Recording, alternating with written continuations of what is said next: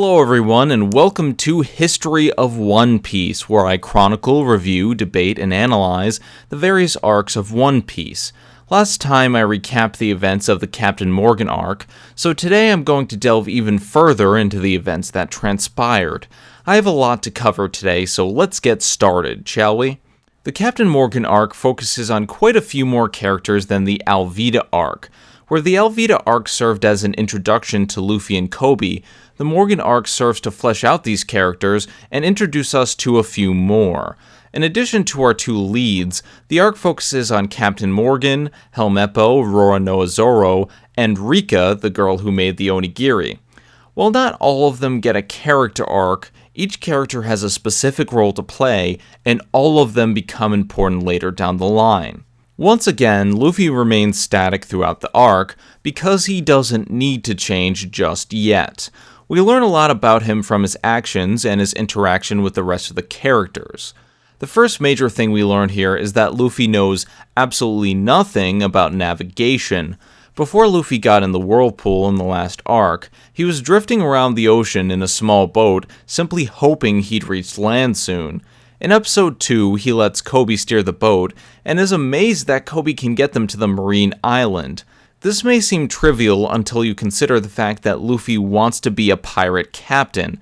If he's going to sail to the Grand Line, he absolutely needs to find a navigator. He's never going to make it to the Grand Line if he keeps drifting around from place to place. While this problem isn't addressed in this arc, it is foreshadowed here very briefly, and should be remembered for later. When Luffy arrives at the town, he announces his arrival and his intention to visit the marine base.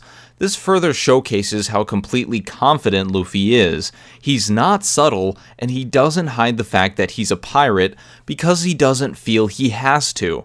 He's not afraid of the Marines, and he has faith in his skills, so what's the point of hiding who he is? To him, it makes more sense to announce his presence, especially since he intends to be Pirate King someday. One thing to note here is that Luffy once again refuses to listen to Koby's warnings about Zoro. At the end of episode 1, Luffy stated that he wanted to see Zoro for himself before he could decide if Zoro was bad or not. In episode 2, Luffy repeats this statement almost word for word. This tells us two things about Luffy. First of all, once Luffy's mind is made up, it is impossible to change it. If he wants to go talk to Zoro, he's going to talk to Zoro, and Koby is not going to stop him. Second, Luffy doesn't judge people based on their reputation. He uses his own judgment, and only when he has seen the person for himself. These are two qualities that every pirate captain needs, especially pirates who are setting sail for the Grand Line. If Luffy was wishy-washy or easily swayed by other people, he wouldn't have the determination needed to become the Pirate King. When Luffy first sets eyes on Zoro, he immediately thinks of helping Zoro escape. Koby continues to protest, stating that Luffy is going to get himself killed, but Luffy just smiles and says that it's no problem because he's strong.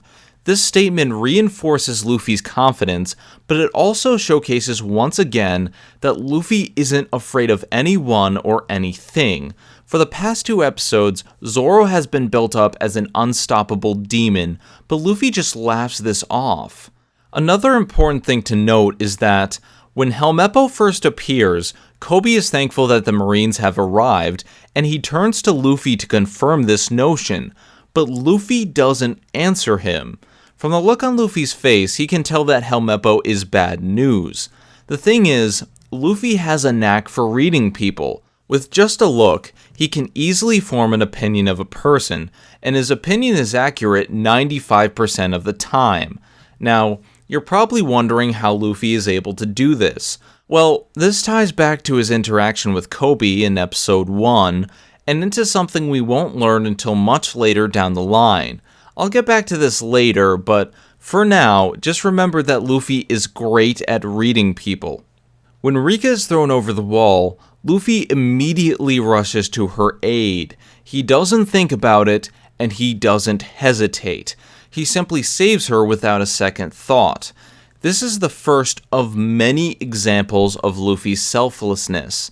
Sure, Luffy can be selfish when he wants to be, but he always rushes to help those in need. After Helmeppo leaves, Luffy climbs over the wall and talks with Zoro for the first time.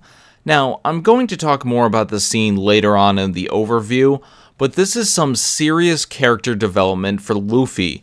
Throughout the entire scene, Luffy is testing Zoro. He wants to see if Zoro is worthy of being on his crew, and every sentence, every single line of dialogue is important. The very first thing Luffy does is try to confirm whether or not the rumors about Zoro are true. However, Zoro doesn't answer Luffy's question.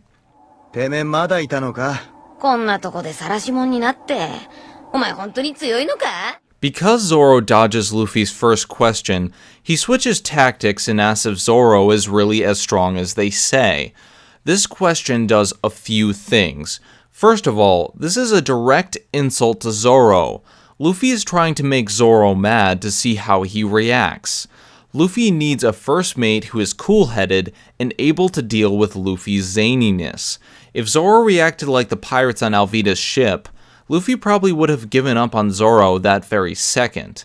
Secondly, Luffy is prying Zoro for information. How was he captured? Why was he captured? Luffy wants to know if Zoro is strong enough to be on his crew, and if Zoro is just easily captured by the Marines, there's no way that he could weather the dangers of the Grand Line.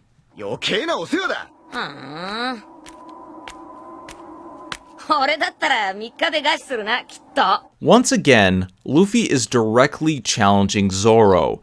He wants to know why Zoro hasn't escaped yet if he is so strong. I mean, how can Zoro have such a reputation if he allows himself to remain captured? Luffy wants to know if Zoro is worthy of being rescued.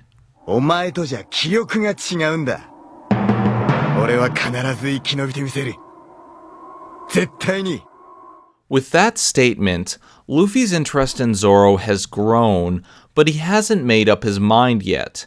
He turns to leave, but Zoro stops him. それ、取ってくんねえか。食うのかよこれ。もうほとんど泥の塊だぞ。黙って食わせろ。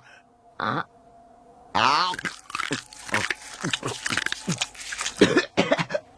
だから言ったろ。うまかった。ごちそうさま。From Luffy's smile, you can see that this act of selflessness has made a great impression on Luffy. He may not know why, but Zoro has done something incredibly kind for Rika, and that means a lot in Luffy's book. Directly afterward, Luffy tells Rika that Zoro ate both of the trampled onigiri. Now, this is a small point, but it really shows how nice Luffy can be. I mean, Luffy isn't doing this for his own benefit. He's doing it solely for Zoro and Rika. After Rika tells Luffy and Kobe the truth behind Zoro's capture, Luffy overhears Helmeppo say that he'll execute Zoro tomorrow because he's tired of waiting around.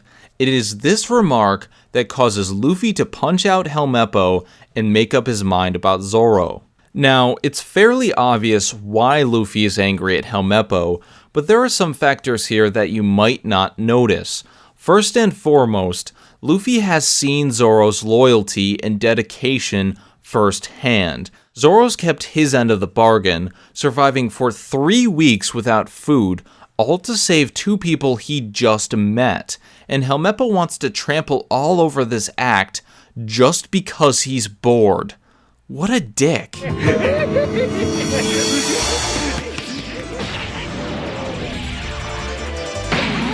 Also, Luffy decides in that very moment to make Zoro his crewmate.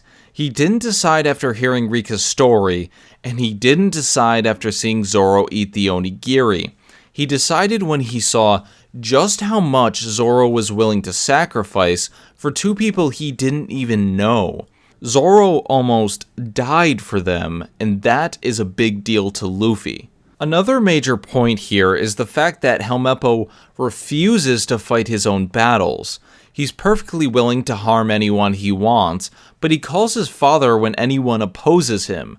Luffy has always fought his own battles and protected the people he cared about most with his own strength, so Helmeppo's actions anger him more than you would think. Last and most important, Helmeppo is perfectly willing to kill a man just because he stood up for people who were unable to defend themselves.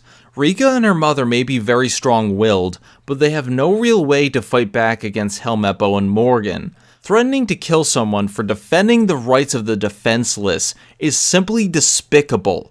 Luffy, punch him again. Thank you.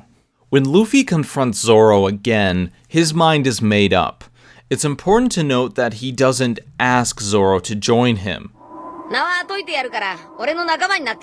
Luffy knows by this point that Zoro is the perfect man to be his first mate, and he won't take no for an answer. なんだと俺は一緒に海賊になる仲間を探してるんだ。断る自分から悪党になり下がろってのかご苦労なこって。海賊のどこが悪い Pay specific attention to the way this conversation is worded.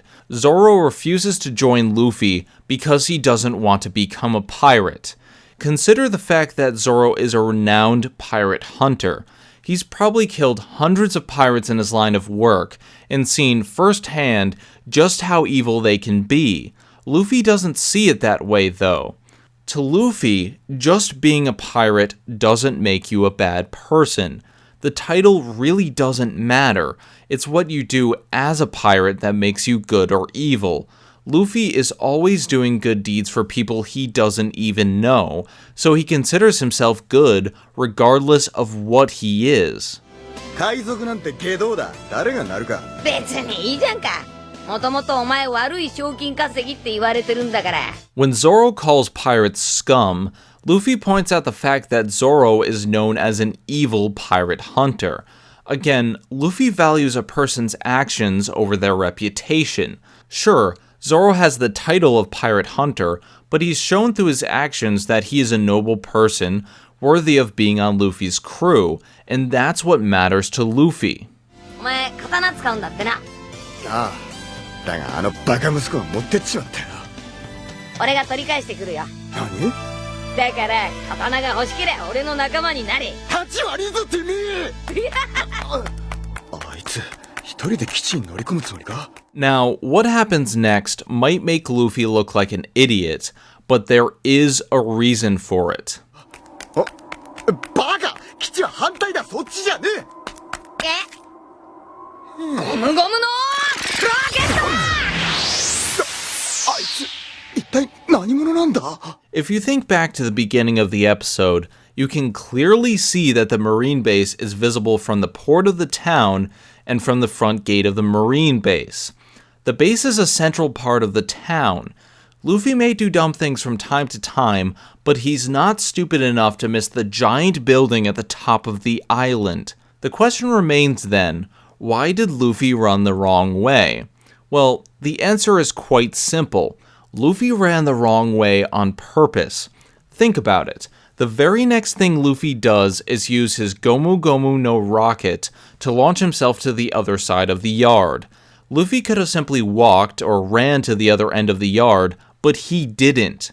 He ran the wrong way to get Zoro's attention, and then used his rocket to show Zoro that he isn't an ordinary person. Luffy wanted to get Zoro interested in being a member of his pirate crew, and showing off his Devil Fruit ability certainly did the trick. When Luffy attacks the marine base, we begin to see that Luffy isn't perfect. He destroys the statue of Captain Morgan, and while he does apologize briefly, he doesn't even think about paying for the damages. He straight up kidnaps Helmeppo to find Zoro's swords, and he uses Helmeppo as a human shield when the Marines threaten to shoot. Luffy may be a good person, but he's not a saint.